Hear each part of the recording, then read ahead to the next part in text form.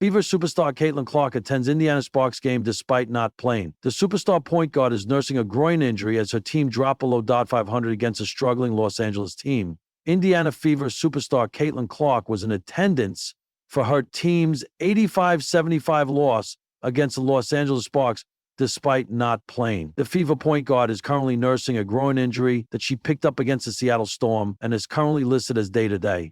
Clark has looked every bit of her all-NBA self when she's played, but the Fever have gotten off to a slow start by their hefty standards. Indiana currently sits at 7-8 overall and 8th overall in the league standings. This team has struggled when Clark has been unavailable, and tonight was no exception, as they suffered a defeat to a Sparks team that has gotten off to a very slow start. Despite speculation that the 2024 Rookie of the Year would not be at Gainbridge Fieldhouse, Fever reporter Tony East confirmed Clark's presence on the bench in a post on social media.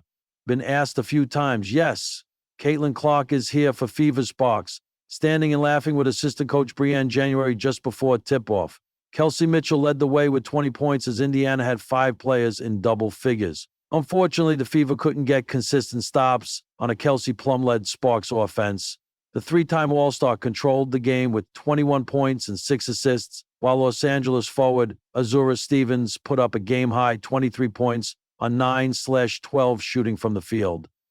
Both the Fever's offense and defense have been relatively middle-tier this season, which is somewhat par for the course for a team that added so many new pieces. Indiana's front office was aggressive this offseason, signing decorated veterans like wnba and Natasha Howard to the roster.